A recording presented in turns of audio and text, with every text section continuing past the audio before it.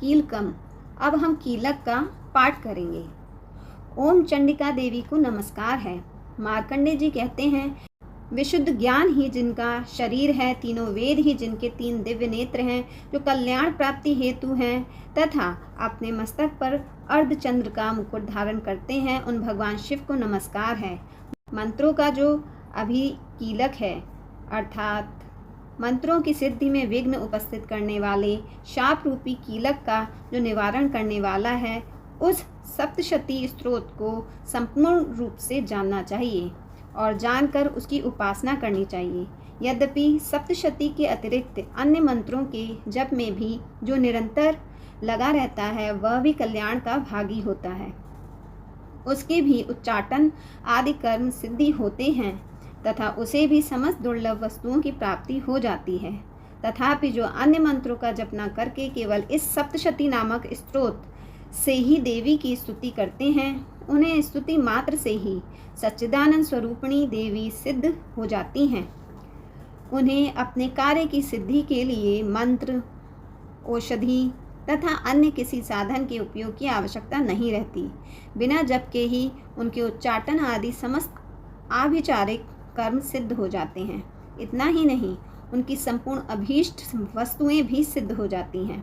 लोगों के मन में यह शंका थी कि जब केवल सप्तशती की उपासना से अथवा सप्तशती को छोड़कर अन्य मंत्रों की उपासना से भी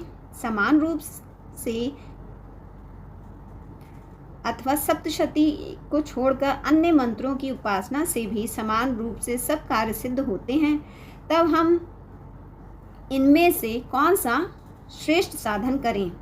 लोगों की इस शंका को सामने रखकर भगवान शंकर ने अपने पास आए हुए जिज्ञासुओं को समझाया कि यह सप्तशती नामक संपूर्ण स्तोत्र ही सर्वश्रेष्ठ और कल्याणमय है। तदंतर भगवती चंडिका के सप्तशती नामक स्तोत्र को महादेव जी ने गुप्त कर दिया। सप्तशती के पाठ से जो पुण्य प्राप्त होता है, उसकी कभी समाप्ति नहीं होती, किंतु अन्य मंत्रों के जप जन्य पुण्य की समाप्ति हो जाती है। अतः भगवान शिव ने अन्य मंत्रों की अपेक्षा जो सप्तशती की ही श्रेष्ठता का निर्णय किया, उसे यथार्थ ही जानना चाहिए। अन्य मंत्रों का जप करने वाला पुरुष भी यदि सप्तशती के स्तोत्र और जप का अनुष्ठान कर ले, तो वह भी पूर्ण रूप से कल्याण का भागी होता है।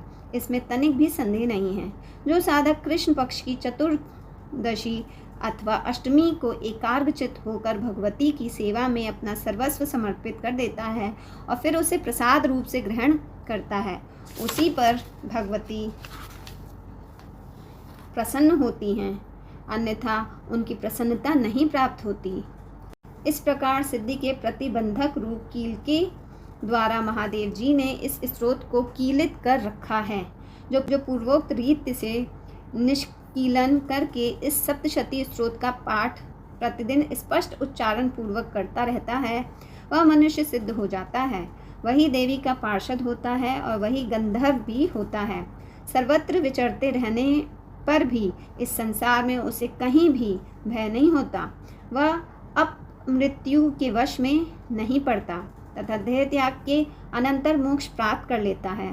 तथा कीलन को जानकर उसका परिहार करके ही सप्तशती का पाठ आरंभ करें।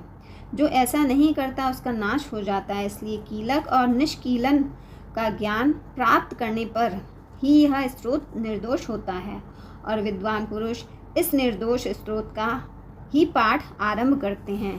स्त्रियों में जो कुछ भी सौभाग्य आदि दृष्टिगोचर होता है, वह सब देवी की प्रसाद का ही फल है। अतः इस कल्याण में स्तोत्र का सदा जप करना चाहिए।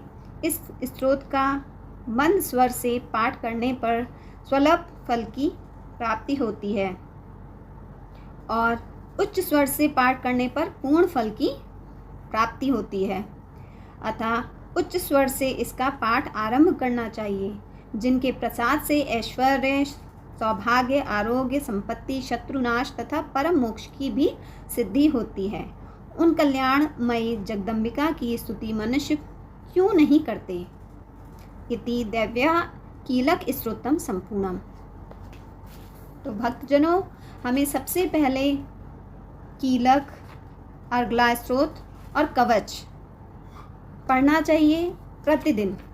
उसके बाद ही हम अध्याय शुरू करेंगे।